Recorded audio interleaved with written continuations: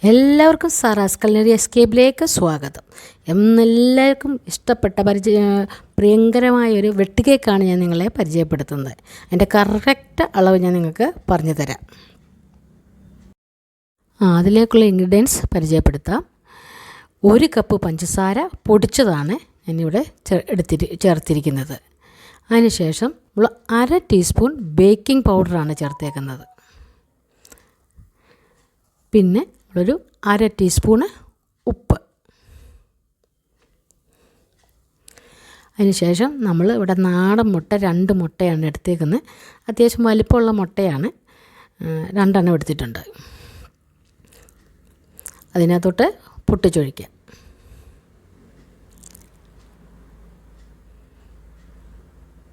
മുട്ടയുടെ വലിപ്പത്തിനനുസരിച്ച് നമ്മുടെ മൈദയുടെ അളവൊക്കെ കൂടും. അത് ഞാൻ പിന്നീട് നിങ്ങൾക്കത് പറഞ്ഞു തരാം. ഇനി ഇതെല്ലാം കൂടെ നമുക്ക് മിക്സ് ചെയ്ത് നന്നായിട്ടൊന്ന് ബീറ്റ് ചെയ്തെടുക്കാം. നമ്മൾ സാധാരണ കേക്കിനൊക്കെ ചെയ്യുന്നത് പോലെ ചെയ്താൽ മതി. അതൊക്കെ സെയിം രീതികളാണ്. നന്നായി നമുക്ക് തയ്യാറാക്കാൻ പറ്റും. അപ്പോൾ പഞ്ചസാരയും മുട്ടയും മറ്റ് സോഡയെല്ലാം അതിനകത്തങ്ങ് മിക്സായി. ഇനി നമ്മൾ 1 ടീസ്പൂണ് ഏലക്കപ്പൊടിയാണ്. നമ്മൾ പഞ്ചസാര ചേർത്ത് പൊടിച്ചുകൊണ്ടാണ് 1 ടീസ്പൂണ്. പഞ്ചസാര ചേർക്കാതെ പൊടിക്കുന്നത് 1/2 ടീസ്പൂൺ മതിയാവും.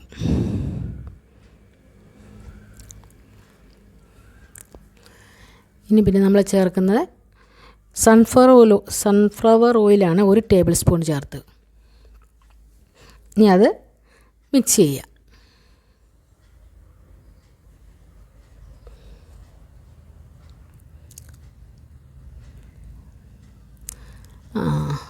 ഇത് മിക്സായിട്ടുണ്ട്. ഇനി നമ്മളിതിനകത്ത് ചേർക്കുന്നത് വാനില എസൻസാണ്. നമ്മൾ ഏലക്ക ചേർത്തത് കൊണ്ട് ആ മുട്ടയുടെ ഒരു ചുവയൊക്കെ ഇത് വരും, കുറവ് കിട്ടും. എന്നാലും ഒരു 2 ഡ്രോപ്സ് വാനില എസൻസ് കൂടെ നമുക്കിതിനകത്ത് ചേർക്കാം. 2 ഡ്രോപ്സ് മതി കേട്ടോ.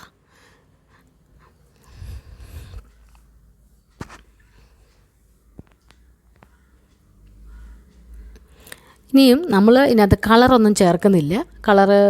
പിന്നെ ഉള്ളവർക്ക് കളറ് ചേർക്കാം. ഞാനിവിടെ ഒരു 1/4 ടീസ്പൂണ് മഞ്ഞളാണ് ചേർക്കുന്നത്. കളറിന് പകരം 1/4 ടീസ്പൂൺ മഞ്ഞളാണ് ചേർക്കുന്നത്. അതുകൂടി നമുക്കതിനകത്ത് മിക്സ് ചെയ്യാം. ഇനി നമ്മൾ ചേർക്കുന്നത് മൈദയാണ്. മൈദ ഞാനിപ്പോൾ ഇതിനകത്തൊരു 2 കപ്പ് മൈദയാണ് ചേർക്കുന്നത്. അതിനുശേഷം നമ്മൾ മിക്സ് ചെയ്ത് നമ്മൾ കുഴയ്ക്കുന്ന സമയത്ത് നമുക്ക് ഇനി മൈദ ആവശ്യം വരും. കാര്യം മുട്ട ഞാൻ പറഞ്ഞല്ലോ, മുട്ടയുടെ ഒരു അളവ് അനുസരിച്ചായിരിക്കും അതിൻ്റെ വരുന്ന മുട്ട വലിപ്പച്ചെറുപ്പം ഉണ്ടല്ലോ. അതിനുശേഷം ഇവിടെ നമ്മൾ 2 ടേബിൾ സ്പൂൺ റവ കൂടെ ചേർത്തിട്ടുണ്ട്. റവ മീൻസ് നല്ലൊരു അതിനകത്തൊരു കരുകരിപ്പൊക്കെ ഉണ്ടാകാൻ വേണ്ടി റവ ചേർത്തേക്കുന്നത്. അതുകൂടെ ചേർത്ത് നമുക്കിനി അത് കുഴയ്ക്കാം.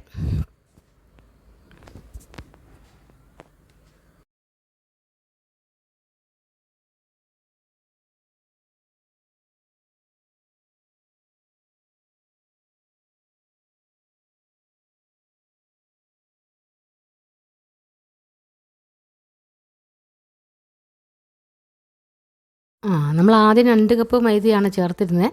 അപ്പോൾ അത് പോരാ. അപ്പം നമ്മളിനി കുറേശ്ശെ 1 കപ്പ് മൈദ എടുത്തിട്ടുണ്ട്. അതിനകത്തുനിന്ന് കുറേശ്ശെ ഇട്ട് അതൊന്ന് മിക്സ് ചെയ്ത് നോക്കണം എത്രമാത്രം വേണ്ടി വരുമെന്ന്. നമ്മൾ ആട്ട കുഴയ്ക്കുന്ന പോലെ അത്രയും വേണം. കുറച്ച് സോഫ്റ്റായിരിക്കും.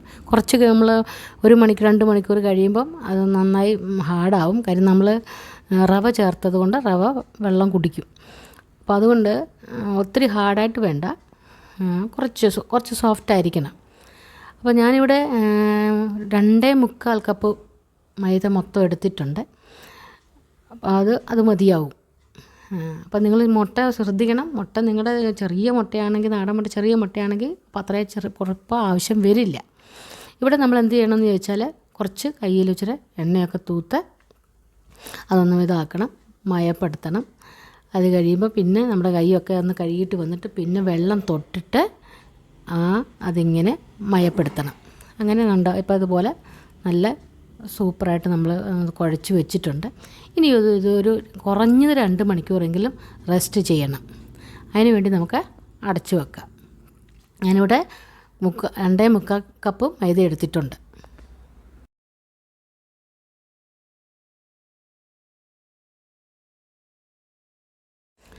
2 മണിക്കൂറായിട്ടുണ്ട്. നമ്മളത് മാവ് എടുത്തു. അത് രണ്ടായിട്ട് ഞാൻ ഡിവൈഡ് ചെയ്തു.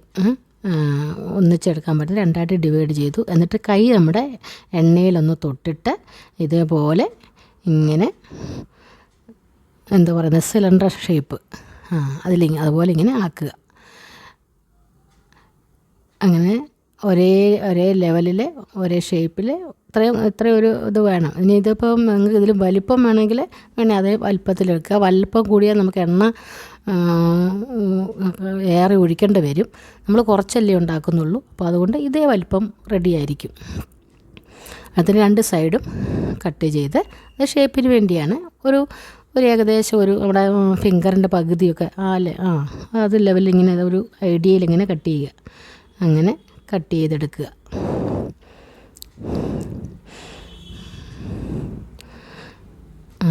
അത് കഴിഞ്ഞിട്ട് നമ്മൾ ഒരെണ്ണം എടുത്തിട്ട് അത് അതിൻ്റെ രണ്ടായിട്ട് അപ്പുറം ഇപ്പുറം കട്ട് ചെയ്യണം. നോക്കുക.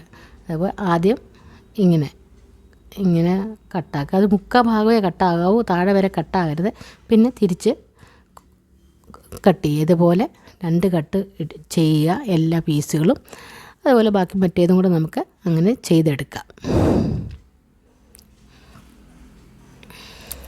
നമ്മൾ പാത്രം എടുത്ത് എണ്ണ ഒഴിച്ച് ചെറിയ തീയായിരിക്കണം. ആദ്യം നമ്മൾ വെക്കുമ്പോൾ എണ്ണ ഒന്ന് ഇച്ചിരി ചൂടാവണം.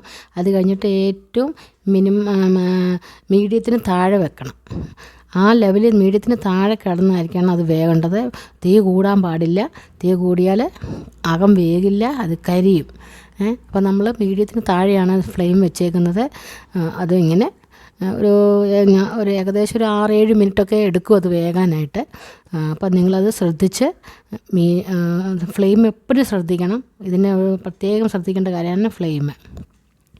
ഇതിങ്ങനെ അതൊക്കെ നന്നായി വിരിഞ്ഞ് വരുന്നുണ്ട്. ഇതെല്ലാം നമ്മുടെ അളവും എല്ലാം കറക്റ്റാണ്. നമ്മളെടുത്തിരിക്കുന്ന അളവൊക്കെ കറക്റ്റാണ്. ഇതേപോലെ ചെയ്താൽ മതി. നല്ല സൂപ്പർ ടേസ്റ്റിൽ വെട്ട് കേക്ക് കിട്ടും.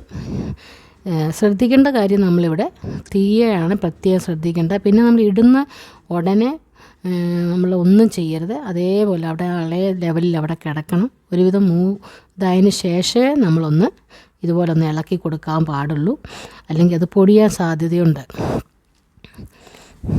ഇതൊരു 3-4 മിനിറ്റ് കഴിയുമ്പോൾ ആയിരിക്കും നമ്മൾ മറിച്ചിടേണ്ടത്. 3-4 മിനിറ്റ് അറ്റ്ലീസ്റ്റ് അവിടെ കിടന്നത് മെല്ലെ തേയില വേകണം. അതൊക്കെ നമ്മൾ പ്രത്യേകം ശ്രദ്ധിക്കേണ്ട ഒരു കാര്യമാണ്.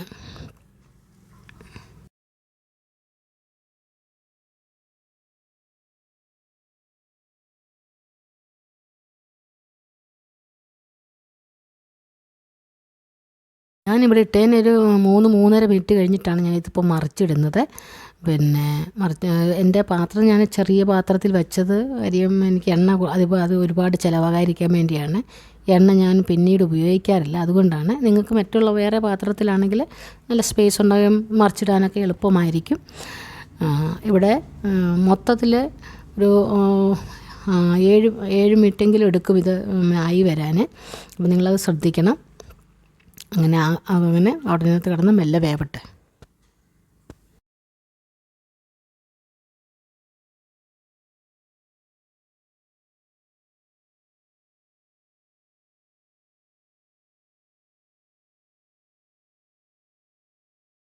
നമ്മുടെ കെട്ടിയൊക്കെ ഏറെക്കുറെയൊക്കെ ആയിട്ടുണ്ട്. അതൊന്നുകൂടെ മറിച്ചിട്ടിട്ട് ഒന്നുകൂടെ എണ്ണയ്ക്കകത്തൊന്ന് ആയിട്ട് നമുക്കത് കോരിയെടുക്കാം. ഈ പരുവാണ്. ഇതിപ്പം ഇച്ചിരി എണ്ണ കുറവായതുകൊണ്ടാണ് നിങ്ങൾക്ക് അങ്ങനെ തോന്നുന്നത്. മീൻസ് ആ മുകളിൽ ആ ചെറിയ കരുവൊക്കെ വന്നേക്കുന്നത്. ഇച്ചിരി വേറെ നിലക്കെ എണ്ണ ഉണ്ടെങ്കിൽ നല്ല സൂപ്പറായ ഒരു ഇതില്ല, നല്ല സൂപ്പർ ഉണ്ടാവും. നല്ല സോഫ്റ്റായിട്ടും നല്ല കളറും. നിങ്ങൾ കളർ ചേർക്കുവാണെങ്കിൽ ഇതിന് നല്ല കളറും കിട്ടും. നമ്മുടെ വെട്ട് കേക്ക് റെഡി ആയിട്ടുണ്ട്. നമ്മുടെ വെട്ട് കേക്ക് നല്ല സൂപ്പറായിട്ട് കിട്ടിയിട്ടുണ്ട്. എല്ലാവരും ഒന്ന് ട്രൈ ചെയ്ത് നോക്കുക. ടേസ്റ്റിന് ഒരു കോംപ്രമൈസും ഇല്ല. നല്ല ടേസ്റ്റുണ്ട്. എല്ലാവരും ട്രൈ ചെയ്തിട്ട് അതിൻ്റെ അഭിപ്രായങ്ങൾ കമൻറ്റ് ചെയ്യാൻ മറക്കരുത്. ലൈക്കും സബ്സ്ക്രൈബും ഷെയർ ചെയ്ത് സഹായിക്കുക. Thank you for watching.